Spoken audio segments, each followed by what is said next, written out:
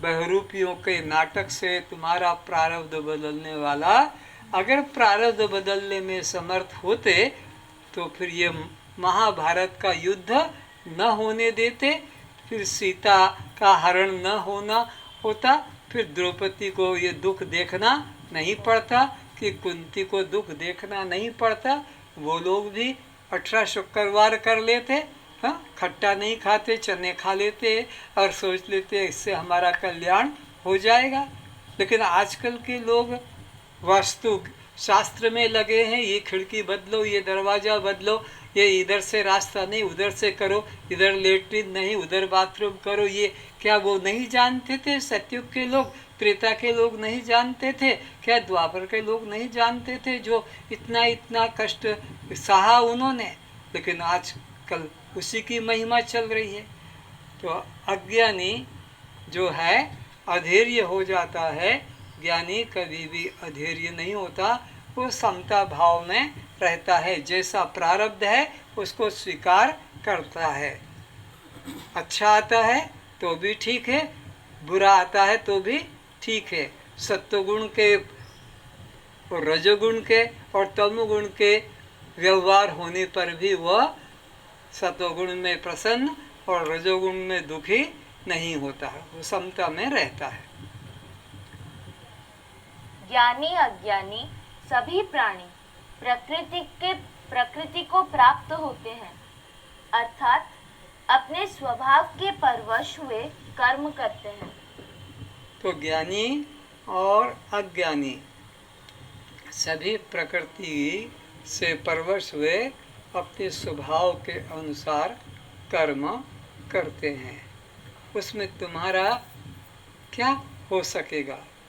देखो, गांधी जी विश्व या भारत के पिता कहलाए, पर उनका ही बेटा, उनको नाम भी नहीं जानते हैं, उनके कर्म भी कोई प्रशंसनीय नहीं तो गांधी जी का बेटा तो और विलक्षण होना चाहिए था। लेकिन तुम ही देख लो कि प्रकृति के अनुसार परवश हुए वो उस तरफ खींचे चले जाते हैं। जिस भोग के लिए प्रारब्ध तैयार हुआ है उन्हें भोगना ही पड़ता है, उसको कोई बदल नहीं सकता। ज्ञानवान भी अपनी प्रकृति के अनुसार चेष्टा करता है। मैंने देखा कानपुर की घटना, ये एक मकान में रहता था किराए पर, ज़्यादा तो पैसा नहीं था, जो 10-20 रुपया रोज कमा लेता था उसमें से किराया भी देता था और पेट में भी डालता था। तो वो पिता उस घर के मालिक पति पत्नी धार्मिक थे, उन्होंने मुझे जगह दे दी थी। तो क्या देखा कि वो रोज यज्ञ करते हैं सुबह शाम, और उन्हीं का बेटा और उनकी बहू ऊपर की मंजिल पर बैठकर पीते हैं, शराब खाते हैं, मांस मछली। तो वो प्रारब्ध से जैसा उनका है उसको वो बदल नहीं पाए। उनका प्रारब्ध ऐसा ही था, बाप का प्रारब्ध अपना धार्मिकता का था। तो यह सब अपने प्रारब्ध के वशीभूत होकर कर्म करते हैं। पर जो सत्संग में रुचि रख लेते हैं, सत्संग में आ जाते हैं, तो 60 सुधर ही सतसंगति पाई। 60 लोग भी संगति पाकर सुधर जाते हैं, और नहीं तो कुसंग में पढ़कर बिगड़ भी जाते हैं। जैसा संग करते हैं उसका असर जरूर पड़ेगा। तुम शराबी के पास बैठो बैठो बैठो, शराब की आदत जरूर पड़ ही जाएगी। तुम किसी भंगेड़ी गंजेड़ी के पास बैठो तो तुम्हें भंगेड़ी भंग और गंजे का नशा आदत पड़ जाएगी। जुआनी के पास बैठो, जुआ खेलने लग जाओगे। संत के पास बैठोगे, सत्संग में बैठोगे तो उसका असर पड़ेगा ही।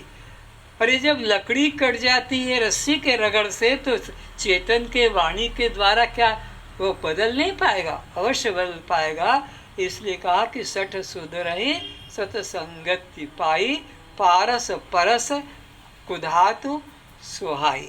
पारस के स्पर्श से लोहा भी सोना हो जाता है, या पुष्पों के संग से तिल में भी सुगंध आ जाती है।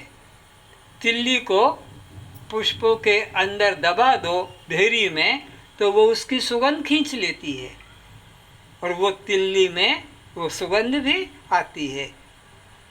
चंदन के जहाँ जंगल हैं उनके पास जो जो झाड़ है उन सब में वो गंध आ जाती है। तो संग का असर तो इसलिए मनुष्यों को अपने कल्याण के लिए अच्छे महापुरुषों का संग करना चाहिए। अगर अच्छे महापुरुष नहीं मिलते तो अच्छे ग्रंथों का संग करना चाहिए। सच्चे ग्रंथ सच्चे मित्र हैं जो तुमको दुख से बचाते हैं। फिर इसमें किसी का हट क्या करेगा कि मैं ऐसा करूंगा, मैं ऐसा नहीं करूंगा। ज्ञानी अज्ञानी दोनों के विचारों में बड़ा अंतर होता है। ज्ञानी मरने के क्षणों में प्रसन्न, निश्चित, निर्भय रहता है। ज्ञानी ने अपने अमृत आत्मा का निश्चय कर लिया तो अब उसके दृष्टि में मृत्यु नाम की कोई वस्तु ही नहीं बची जिससे कि वो डरे। अज्ञानी तो जानता नहीं तो इसलिए वो डरता है मृत्यु के नाम से, पर ज्ञानी कभी डरता नहीं, क्योंकि ज्ञानी की दुनिया में, ज्ञानी के क्षेत्र में मृत्यु नाम की कोई वस्तु ही नहीं है। अज्ञानी मृत्यु का समीप आते देख भयभीत हो जाता है। अच्छा। वह अपने धन, पुत्र, पत्नी, व्यापार आदि की चिंता करता हुआ तड़प तड़प कर मर जाता है। अज्ञानी की मोह ममता अनित्य पदार्थों में ही होती है। वो आत्मा को तो जानता ही नहीं। वो तो जानता है मकान, वो तो जानता है अपनी खेती, व्यापार, परिवार, धन संपत्ति। तो जब वो मरता है तो तड़प तड़प के मरता है, कुत्ते की मौत मरता है। इसीलिए कहते ये कुत्ते की मौत मरेगा। क्यों? उसने तो आत्मा में तो प्रीति की नहीं है, प्रीति की है इन अनित्य पदार्थों में। तो वह हाय मेरी पत्नी, हाय मेरा बेटा, हाय मेरा मकान, हाय मेरा धन, ये सब अब ये सब आप ये मेरे से छूट रहा है। मैंने बड़ा मुश्किल से धन संग्रह किया था। तो इस प्रकार वो तड़प तड़प कर मरता है। ज्ञानी हंसते हुए प्राण छोड़ देता है। क्यों? कि ज्ञानी ने किसी वस्तु को सत्य नहीं माना और न उसमें ममता की। सत्य मानने से तो ममता होगी। ज्ञानी ने तो जाना जगत सब सपना, ये सब सपने के मुसाफिर खाने के सब लोग हैं, इसलिए इनसे क्या प्रीति ममता करना। तो ज्ञानी हंसते हुए प्राण छोड़ता है। ऐसा कहते हैं ना कि हंसते हंसते निकले दम।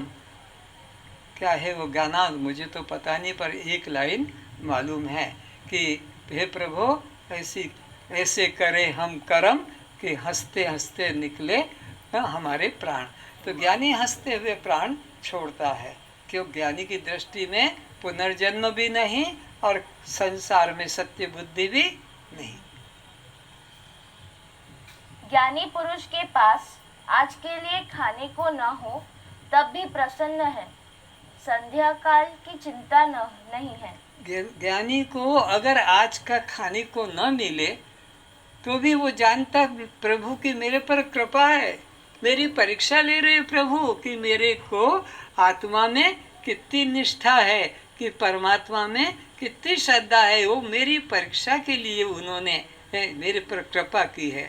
और अज्ञानी मैं तेरा इतना जप करता हूँ, इतनी माला करता हूँ, फिर भी मेरे को भूखा मारता है, तेरे को दया नहीं आती, लड़ाई लड़ेगा अपने मन से। पर ज्ञानी को अगर एक दिन के लिए खाना भी न मिले तो भी वह ईश्वर की कृपा या गुरु की कृपा मानता। अनुकूलता में तो सब कृपा मानते हैं। घर अच्छा है, पत्नी अच्छी है, पति अच्छा है, परिवार, बच्चे सब अच्छे हैं, खेती नौकरी, बहुत खुश है, बहुत ईश्वर की कृपा। और उसमें से कुछ चला जाए तो फिर उनकी ईश्वर की कृपा मालूम पड़ जाएगी कि अब मैं आज से ये मंदिर जाना बंद कर देता हूँ। मेरा बेटा मर गया, मैं इतनी पूजा करता, इतना मंदिर में मैंने चंदा इकट्ठा करवाया मैंने, और ये आज मेरा ही बेटा मर गया। ऐसी की तैसी भगवान की तरफ से श्रद्धा हट जाती है। पर ज्ञानी प्रतिकूल अवस्था में भी खुश रहता है। हाँ ठीक है, मेरी परीक्षा ले रहे हो प्रभु, मैं तैयार हूँ। कहते ना, जे ही विधि राखे राम ते ही विधि रहिए। बस हम उसी की रजा में रहेंगे। अज्ञानी के पास करोड़ों का धन हो तब भी दुखी ही है। अज्ञानी व्यक्ति के पास में जितना भी धन हो वो दुखी ही रहता है। एक बार की घटना है, एक संत बैठे हैं झाड़ के नीचे, माला ध्यान कर रहे हैं। एक मजदूर, एक गरीब आदमी उनके सामने से निकलता है जंगल में और लकड़ियां काट के अपने सर पे गट्ठा लकड़ी का लेकर चला जाता है। रोज रोज वो संत उस गरीब व्यक्ति को आते देखते हैं और जंगल से लकड़ी ले जाते देखते हैं। तो एक दिन कहा, अरे भाई इधर आओ, तुम इतने दिन से रोज लकड़ी ले जा रहे हो, बिक्री कर रहे हो, तो अब तो तुम्हारे पास काफ़ी पैसा हो गया होगा। बोले क्या, आज काटता हूँ लकड़ी लेके, 2 दिन में वो ख़त्म हो जाता पैसा। अच्छा तो फिर आगे थोड़ा बढ़ो ना, आगे चंदन के झाड़ है वो काटो तो ज़्यादा पैसा मिलेगा।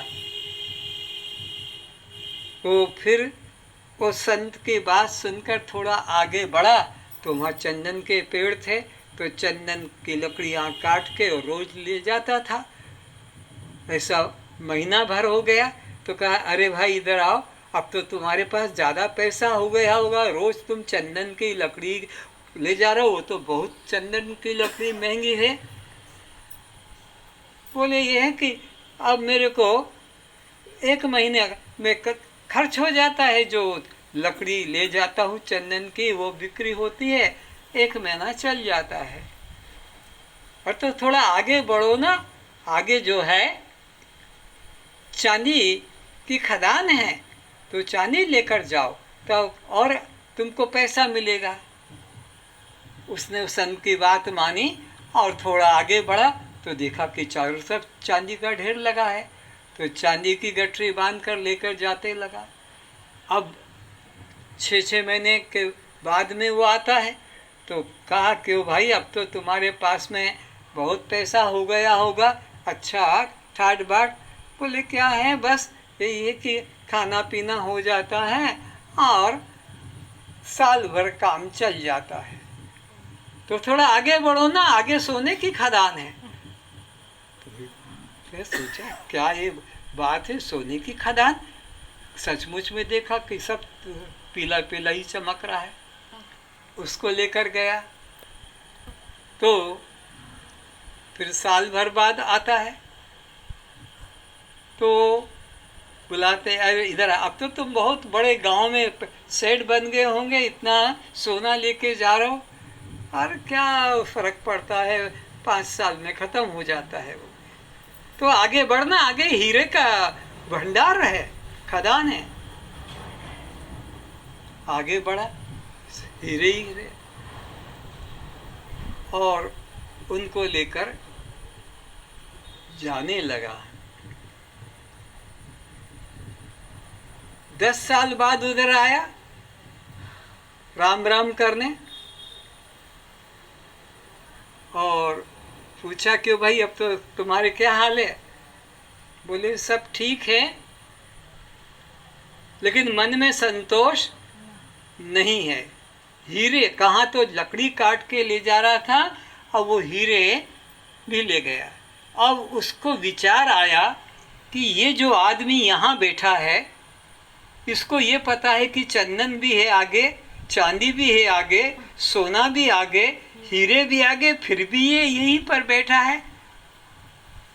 इसको उसके प्रति मन में लोभ, संतोष, चरणों में गिरा कि जो शांति तुम्हें मिल रही मुझे वही शांति चाहिए, मुझे ये हीरे सोना चांदी चंदन की जरूरत नहीं। तो ऐसे संतों के संग के द्वारा जीवन बदल जाता है। ज्ञानी सदा हंसता है, अज्ञानी सदा रोता है। ज्ञानी जीवन को नाटक ही समझता है, अज्ञानी सिनेमा, नाटक, क्रिकेट को भी सत्य समझता है एवं सिनेमा नाटक देखते देखते दृश्यों में एकत्व बुद्धि से कभी हंसता है, कभी रोता है, कभी चिल्लाने लग जाता है। कभी कभी तुम सिनेमा हॉल में गए होंगे तो जैसे जैसे दृश्य आते हैं और जिसमें रुचि है सीटियाँ बजाने लग जाते हैं। हाँ, कोई कुछ अरे अरे अरे अरे क्या कर रहा है ऐसे भी बोलने। कहते हैं कि एक तो शेक्सपियर क्या नाटक में था, उसने जूता फेंक दिया। सबसे बड़ा वो रविन्द्रनाथ टैगोर को खेल कर रहा था, क्या रमेश को मालूम हुआ। इतना वो सत्य नाटक लगा कि वो कोई एक स्त्री को कुछ छेड़ रहा था तो उसने जूता निकाल कर और मंच के ऊपर फेंक दिया। उसने जूते को नमस्कार किया और रख लिया कि ये मैं अब कभी नहीं दूंगा ऐसा आज तक इनाम मुझे, कि मेरा सिनेमा इतना, मेरा नाटक इतना सत्य हो गया। तो इस प्रकार से अज्ञानी लोगों को सपना भी सच्चा लगता है। सिनेमा में जाते हैं संतोषी खेल में तो जूता बाहर खोल के जाते हैं और वहाँ आरती होती तो खड़े हो जाते हाथ जोड़ के, संतोषी माता का सपना। और इसी प्रकार अज्ञानी को सपना क्या सिनेमा भी सच्चा लगता है। घटना है कब की, जब वो बोलता सिनेमा नहीं चला था, गूंगा, बस खेल होता था, आवाज कोई नहीं सुनता था।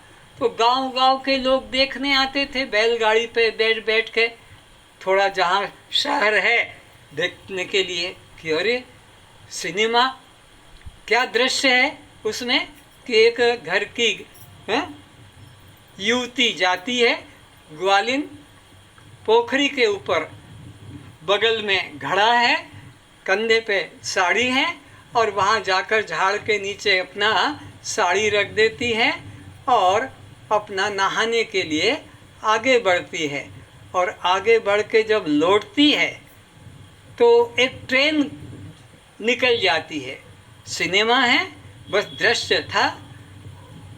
फिर उस गांव के आदमी ने दूसरे सिनेमा का, दूसरे शो का टिकट लिया।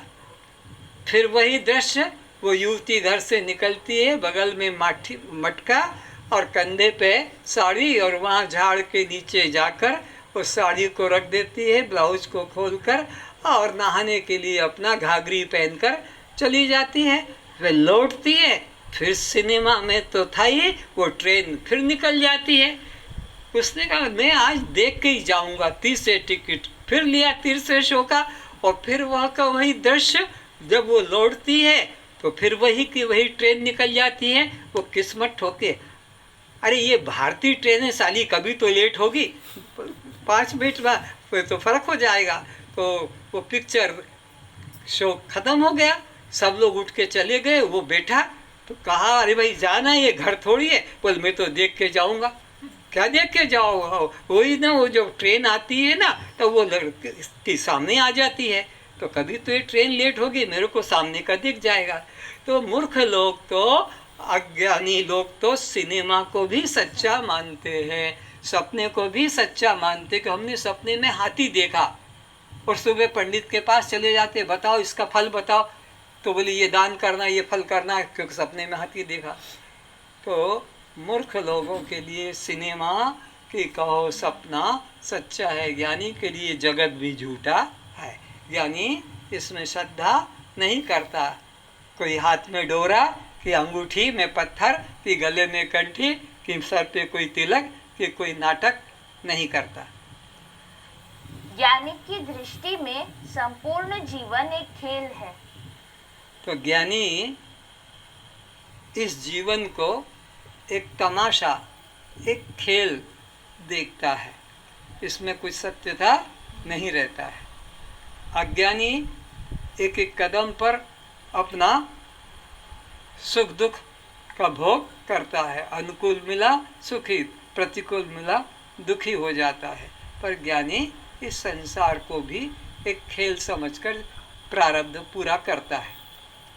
ज्ञानी के जीवन में भोग आवे या जावे, सम्मान मिले या अपमान, प्रशंसा हो या निंदा, संपत्ति आवे या जाए, कोई जन्म ले या मर जावे, किंतु उसके निश्चय में, आत्मनिष्ठा में कुछ भी अंतर नहीं पड़ता है। तो ज्ञानी को किसी व्यवहार में अंतर नहीं पड़ता, वो सदा साक्षी बना रहता है। लाख आ जाए, लाख चले जाए, कोई फर्क नहीं पड़ता। सम्मान मिले कि अपमान मिले, कोई पुष्पों की माला दे दे कि गले में कोई जूतों की माला भी पहना दे, लेकिन वो पुष्प की माला से प्रसन्न नहीं होता और जूते की माला को पहनकर भी वो दुखी नहीं होता।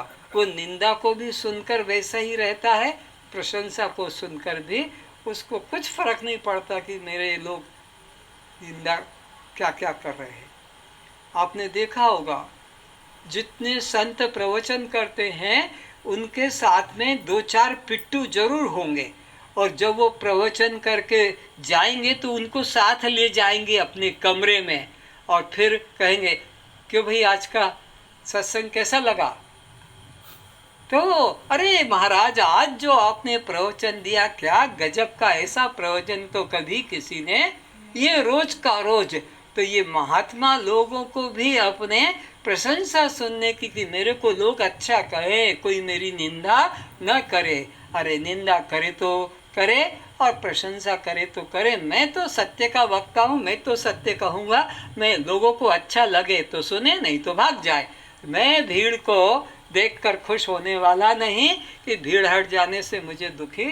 तो जो सच्चे संत हैं वो सत्य के वचन में कभी डरते नहीं, और अज्ञानी लोग तो अपनी प्रशंसा में खुश होते हैं, निंदा में दुखी होते हैं, पर ज्ञानी दोनों में समान रहते हैं।